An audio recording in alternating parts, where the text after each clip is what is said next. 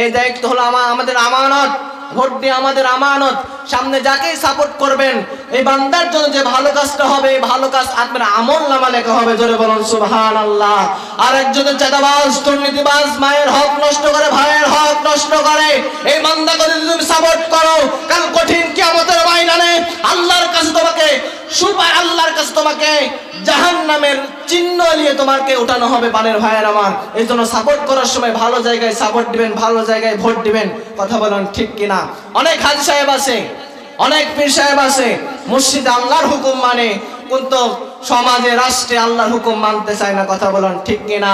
পানের ভাইয়ের আমার, আবু জেহেল জানতো আমি বাতিল, আমি আল্লাহকে বিশ্বাস করি, নবী সত্য, এটাও বিশ্বাস করে, কিন্তু নবীকে এই জন্য মানতো না, আমি যে চেয়ারে আছি এই চেয়ারটা অবৈধ। কথা বলেন ঠিক কিনা? পানের ভাইয়ের আমার, কিছু আবু জেহেল আছে, ওতবা আছে, সাইবা আছে, ইমানদার তারা, টুপি পরে তারা, মুনাফিকি করে তারা, কিন্তু যারা নামাজ পড়ে, রোজা রাখে, হজ করে, যাকাত দেয়, তবু এরা টাটকা আবু জেহেলের ভাইরা ভাই আমার সমাজে আছে না নাই? কথা বলেন ঠিক কিনা?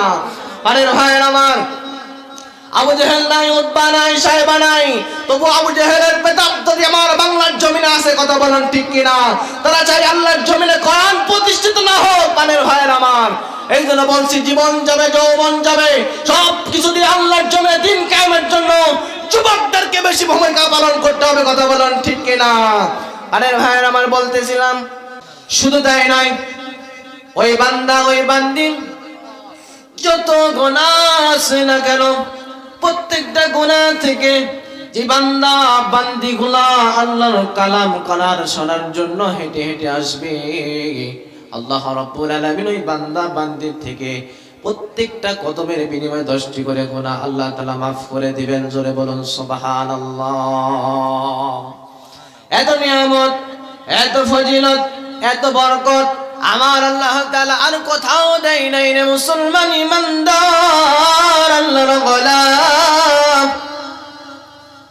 নবী আমার বলেন, যেখানে ফেরেশতারা, যেখানে কোরআনের আলোচনা করা হয়, যেখানে হাদিসের আলোচনা করা হয়, যেখানে ইসলামের কথা বলা হয়, নবীজি ডাক দিয়ে বললেন, ওখানে আল্লাহর ফেরেশতা সারিবদ্ধভাবে দাঁড়িয়ে যায়। জোরে বলুন সুবহানাল্লাহ।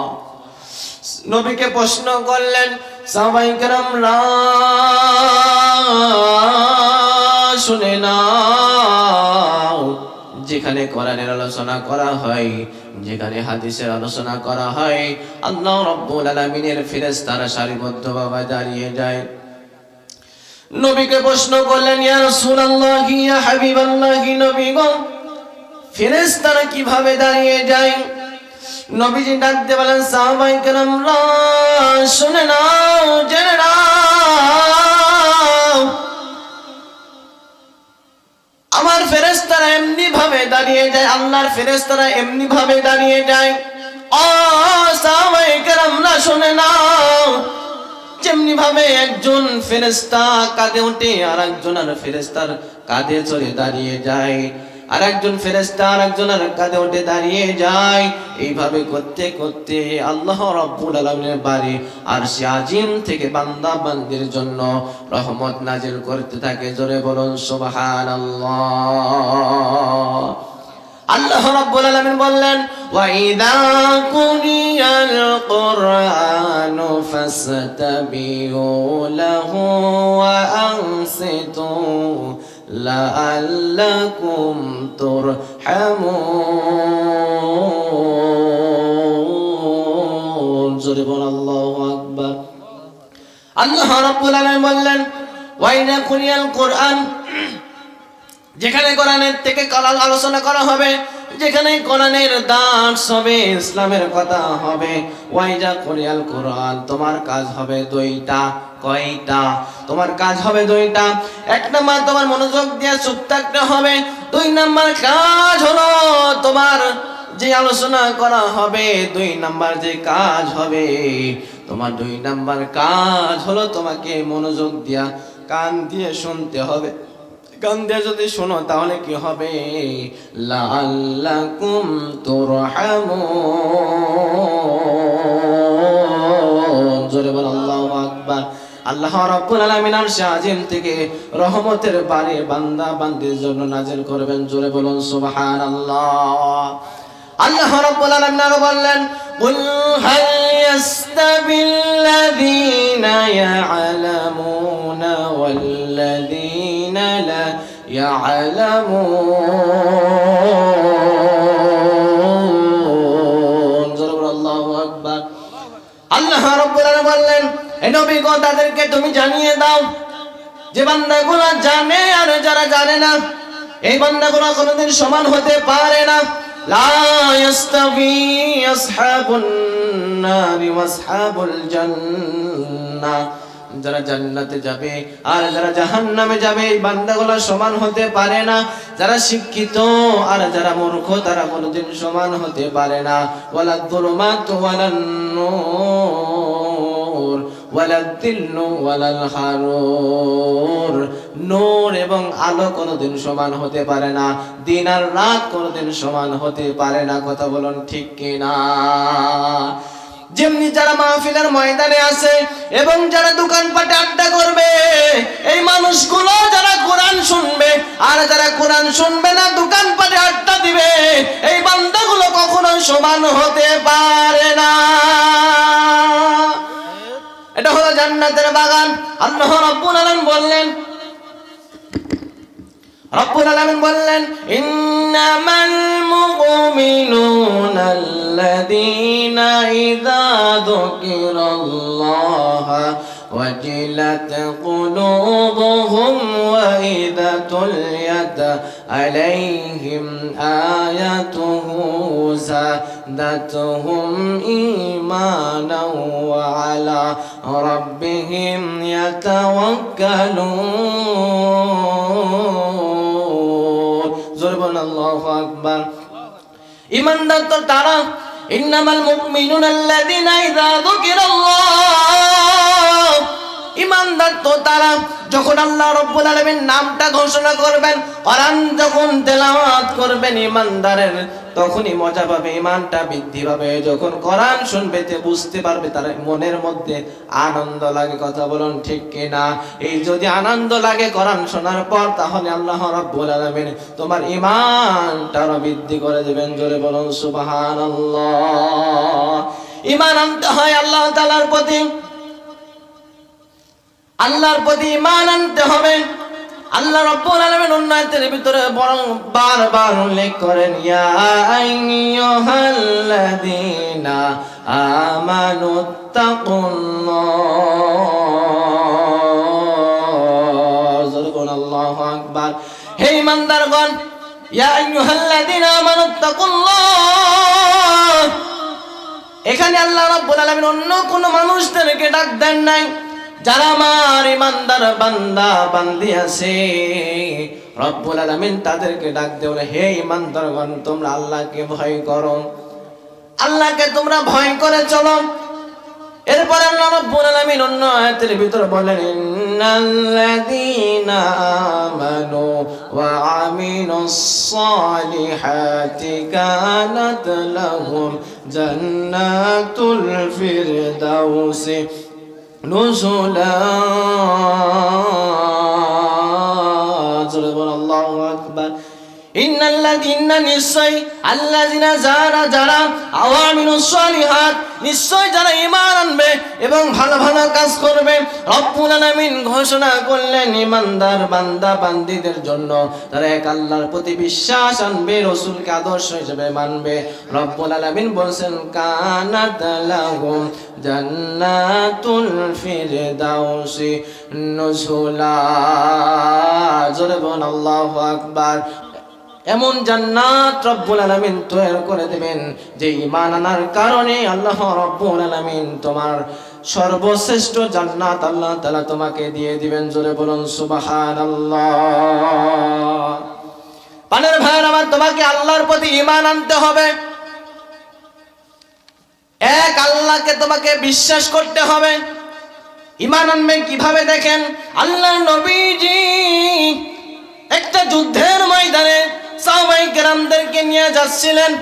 হঠাৎ করে একজন সাহাবী দাঁড়িয়ে গেল এখনো ঈমান গ্রহণ করে নাই, ন মুসলিম সাহাবী। বাপ দাদার পূজা করত, গাছ পূজা করত, তাল পূজা করত এই সাহাবী আল্লাহর নবীকে দেখা মাত্র দাঁড়িয়ে গেলেন। ইয়া রাসূলুল্লাহ, ইয়া হাবিবাল্লাহ, তাকান এইভাবে আল্লাহর রাসূলকে ডাক দিয়ে বললেন, ইয়া রাসূলুল্লাহ, ইয়া হাবিবাল্লাহ, আপনাকে তো আমি একদিন দেখেছি, আর কোথাও খুঁজে খুঁজে তোমাকে পাই না রে ইয়া রাসূলুল্লাহ। প্রাণের ভাইরা আমার, ইমানের মর্যাদা দেওয়ার জন্য আমি হাদিসটা বলছি, কাহিনীটুকু বলছে। আল্লাহর নবী ডাক দিয়ে বলছেন, ও সাহাবায়ে কেরাম, ও সাহাবো, ও মানুষ, আমাকে কি বলবা বলো, দ্রুত বলো, সময় নাই, সময় নাই, যুদ্ধের ময়দানে যাইতে হবে। সঙ্গে সঙ্গে যুবক ডাক দিয়ে বললেন, নবী গো, তোমার কথা শুনছি, তোমাকে একদিন দেখছি ইয়া রাসূলুল্লাহ, তুমি এখন কোথায় যাও? নবী ডাক দিয়ে বললেন, সাহাবায়ে কেরামরা সবাই থামো। থামার পর ওই যুবক ভাই প্রশ্ন করলেন, ইয়া রাসূলুল্লাহ, ইয়া হাবিবাল্লাহ, তোমরা কোথায় যাও? নবীজি ডাক দিয়ে বলেন, যুবক ভাই, আমরা জিহাদের ময়দানে যুদ্ধ করতে যাই, কাফেরদের বিরুদ্ধে আল্লাহর দ্বীনকে প্রতিষ্ঠা করার জন্য যুদ্ধ করতে যাই। নবী সাহাবী ডাক দিয়ে বললেন, ওই যুবক ডাক দিয়ে বলেন, ইয়া রাসূলুল্লাহ, ইয়া হাবিবাল্লাহ, নবী গো, যুদ্ধের ময়দানটা আবার কি? ভাই যুবক ভাই প্রশ্ন করলেন, এই যুদ্ধের ময়দানে আবার কি? নবী ডাক দিয়ে বললেন, যুবক ভাই, এই যুদ্ধের ময়দানে আল্লাহর দ্বীন কায়েমের জন্য যারা কাফেরদের বিরুদ্ধে যুদ্ধ করে, এই বইকেই বলা হয় জিহাদ। ওই যুবক ভাই আবার নবীকে প্রশ্ন করলেন, ইয়া রাসূলুল্লাহ, ইয়া হাবিবাল্লাহ, হে যুবক নবী গো, এই যুদ্ধের ময়দানে গেলে কি হবে?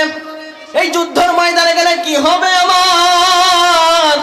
নবী ডাক দিয়ে বলেন, যুবক রে,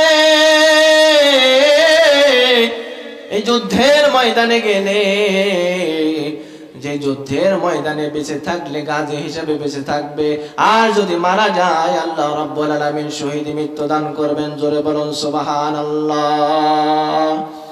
ওই যুবক ডাক দিয়ে বললেন, নবী গো, আমিও এই যুদ্ধের ময়দানে যাব। এখনো ইমানদার ঈমান গ্রহণ করে নাই। আল্লাহর নবীকে জিজ্ঞাসা করলেন, ইয়া রাসূলুল্লাহ, নবী গো, এই যুদ্ধের ময়দানে আমিও যাব, এই যুদ্ধের ময়দানে যদি আমি পাশ করে যাই আমাকে কি দেয়া হবে?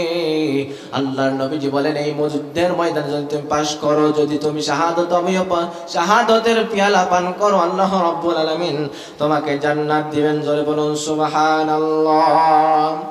যুবক ডাকতে বললেন, নবী গো, আমিও যুদ্ধের ময়দানে যাইতে চাই। নবী ডাকতে বললেন, যুবক রে, এই যুদ্ধের ময়দানে যদি তুমি চলে যাও, তুমি যদি মারা যাও, ফি নারি জাহান্নাম, তোমার স্থান হবে জাহান্নাম। রাসূলকে প্রশ্ন করলেন, ইয়া রাসূলুল্লাহ, আমি যদি যুদ্ধের ময়দানে যাই, তোমার সাহাবীরা যদি মারা যায় তাহলে জান্নাত পাবে, আমি কেন মারা গেলে জাহান্নাম পাবো? নবী ডাক দিলেন, যুবক রে, তুমি তো তখনই জান্নাত পাবে তখনই তুমি এক আল্লাহর প্রতি ঈমান আনবে, রাসূলের আদর্শ তুমি গ্রহণ করবে। এই কথা তুমি যদি স্বীকার করো, কালেমা যদি স্বীকার করো, এবং যুদ্ধের ময়দানে যদি যুদ্ধ করতে করতে তুমি মারা যাও, আল্লাহ রাব্বুল আলামিন তোমাকে জান্নাত দিবেন। জোরে বলুন সুবহানাল্লাহ। যুবক ডাক দিয়ে বললেন, নবী গো, আর দেরি করো না, দ্রুত আমার হাতে হাত থেকে আমাকে তোমার কালেমা পড়িয়ে দাও। কালেমা পড়ে দিলেন, লা ইলাহা ইল্লাল্লাহু মুহাম্মাদুর রাসূলুল্লাহ। জোরে বলুন সাল্লাল্লাহু আলাইহি ওয়াসাল্লাম। আল্লাহর দ্বীন কায়েমের জন্য আমাদের আল্লাহর জমিনে দ্বীন কায়েমের জন্য ভূমিকা রাখতে হবে। যেমনি কোনো ঈমান আনে নাই যে যুবক, দেখেন ঈমান আনার পর যুদ্ধের ময়দানে কাফেরের সাথে যুদ্ধ হবে, তখনও পালন করে নাই, তখনও নিজেকে ভয় করে নাই। যখনই তিনি বলেছেন, সৃষ্টি যার আইন চলবে কার, আলাহু খালকু ওয়াল আম, সৃষ্টি যার আইন চলবে তার কালিমাতুল্লাহি আল উলিয়া। আল্লাহ বলেন, আল্লাহ সৃষ্টি যার আইন চলবে তার, আজকে আল্লাহর সৃষ্টি আছে, আল্লাহর যে সব বিধান আছে, কিন্তু আল্লাহর বিধান সমাজে বাস্তবায়ন নাই। কথা বলেন ঠিক কিনা? এই জন্য চোর বাটপার চুরি করতে আর কোনো দুঃসাহস করে না। কথা বলেন ঠিক কিনা? আমার ভাই ভাইরা, যদি এই চোরকে বাইতুল মুকাররমের মধ্যে দিয়ে যদি ফাঁসি দিয়ে অথবা তার দুইটা হাতটা সূরা মাইদার 57 নম্বর আয়াত অনুযায়ী যদি হাত কাটা হয়, এই হাতগুলো কাটার পর যদি টিভি চ্যানেল দিয়ে যদি প্রচার করা হয়, আল্লাহর কসম করে বলছি, টেকনাফ থেকে তেতুলিয়া, রূপসা থেকে পাতুরিয়া, আমার সোনার বাংলায় 56,000 বাংলায় আর কোন চোর ডাকাত চুরি করার সাহস পাবে না। কথা বলুন ঠিক কিনা? কত এমপি কত মন্ত্রী দেখেন একটা শহীদের কারণে লক্ষ লক্ষ কোটি কোটি টাকা দুর্নীতি করে বিদেশে পাঠিয়ে দেয়। কথা বলেন ঠিক কিনা? আর তুমি এই নেতার আদর্শ গ্রহণ করো, ইমানদার মুসলমান, তুমি বনি আদমের খাতায় তুমি সরকারি খাতায় মুসলমান থাকতে পারো, আমার আল্লাহর খাতায় তুমি মুসলমান নও। কথা বলেন ঠিক কিনা? রাসূলের আদর্শ প্রতিষ্ঠা করার জন্য যেমনি কাবার চত্বরে নবীজির নাতি ইমাম হুসাইন রাদিয়াল্লাহু তাআলা আনহু ইজিদের কাছে মাথা নত করে নাই, তেমনি যদি আল্লাহর জমিনে দিন কায়েমের জন্য তোমাকে ডাক দেওয়া হয় আজকের মাহফিলে, আল্লাহর জমিন যার সৃষ্টি চলবে তার এই জন্য যারা কারা কারা আল্লাহর জমিনে দিন কায়েম তোমাকে করতে হবে। কথা বলেন ঠিক কিনা? ইমানদার হই না, ইমানদারের স্বাদ আমরা এখনো বুঝি নাই। কথা বলুন ঠিক কিনা? আজকে কোরআন আছে, কোরআনের জায়গায় কিন্তু কোরআনের বাস্তব যে শিক্ষাগুলো যে আমলগুলো আমাদের সমাজে আর চালু নাই। কথা বলুন ঠিক কিনা? এই জন্য চোর চাঁদাবাজ দুর্নীতিবাজ আমার সমাজে প্রকাশ্যে করে। কথা বলুন ঠিক কিনা?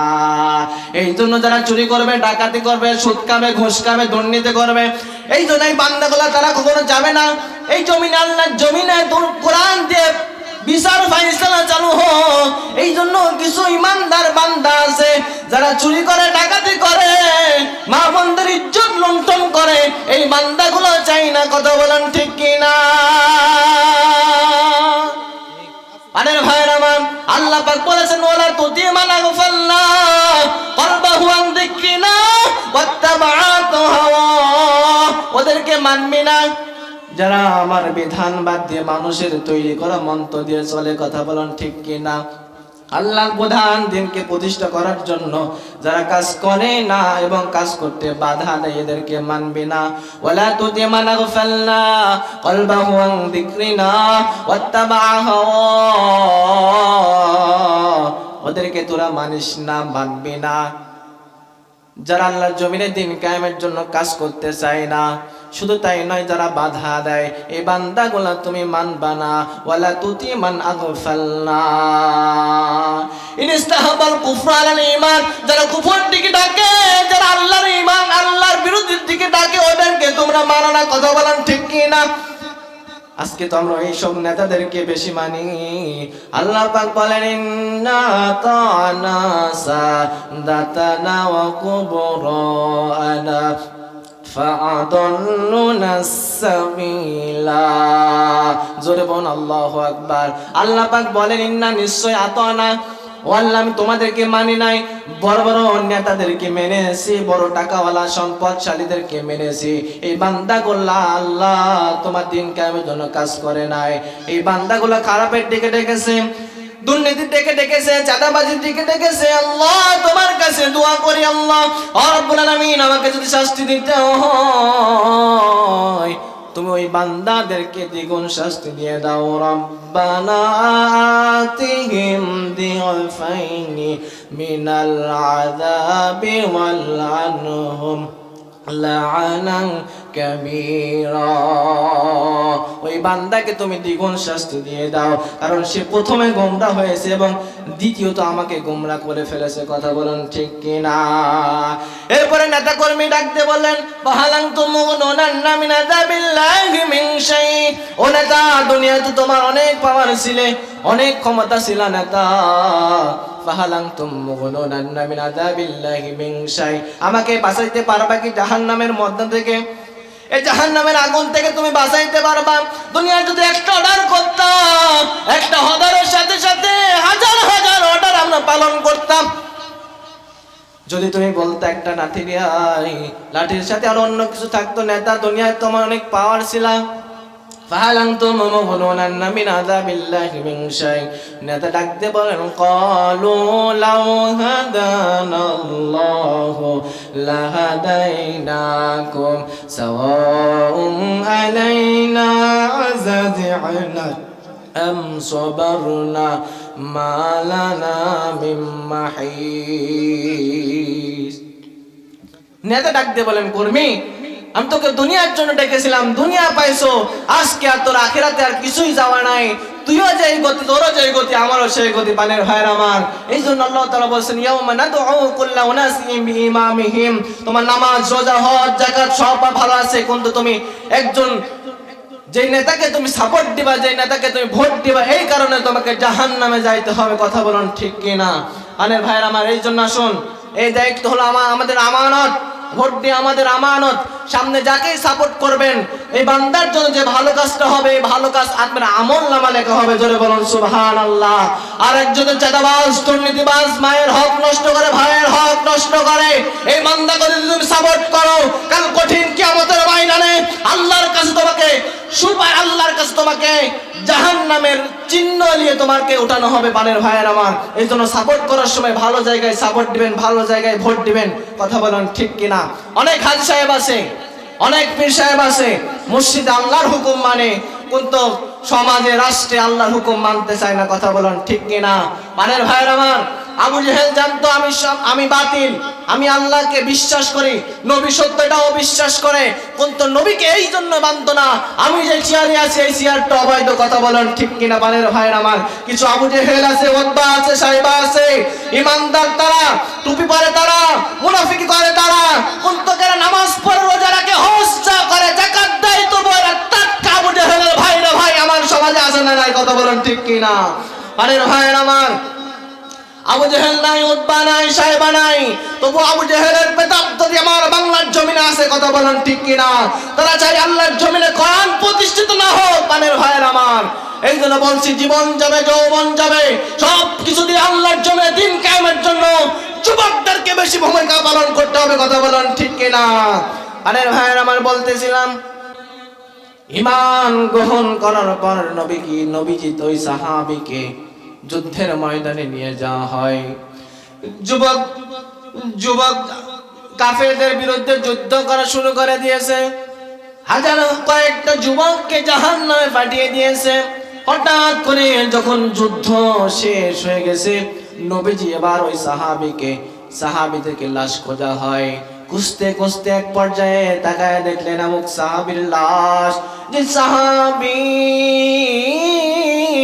এখনো এক রাকাত নামাজ পড়ে নাই, রোজা রাখে নাই, এখনো সত্য মিথ্যা বুঝে নাই, এমন সাহাবী দেখলেন। প্রথমে যে ঈমান গ্রহণের পর ওই সাহাবী দেখেন মাটিতে পড়ে আছে, কাফেরদের বিরুদ্ধে যুদ্ধ করতে করতে ওই সাহাবী কাফেরের হাতে শহীদ হয়ে গেছে। নবীজি কান্দে ডাক দিয়ে বললেন, সাহাবায়ে কেরামরা,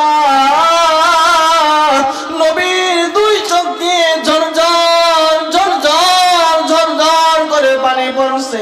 এ সাহাবায়ে কেরামরা, তাকায় দেখো, তোমরা যদি জান্নাতি মানুষ দেখতে চাও, এই সাহাবীর দিকে তাকায় দেখো। জোরে বলুন সুবহানাল্লাহ। নবীজি এক পর্যায়ে কান্না করছেন, আবার হাসছেন, আবার কান্না করছেন, আবার হাসছেন। সাহাবায়ে কেরামরা জিজ্ঞাসা করলেন, ইয়া রাসূলুল্লাহ, নবী গো, আপনাকে আমি তো এমন অবস্থায় দেখি নাই রে নবী গো। একবার হাসেন, আবার কাঁদেন, আবার হাসেন, আবার কাঁদেন, ব্যাপারটা কি বলে দেন আমাদেরকে, আপনি বলে দেন। নবীজি ডাক দিয়ে বলেন, সাহাবায়ে কেরামরা তাকায় দেখো, আমি রাসূল যখন ওই সাহাবীর দিকে তাকাই, ওই সাহাবী জান্নাতের মধ্যে সব জায়গায় ঘোরাফেরা করছে। কথা বলেন সুবহানাল্লাহ।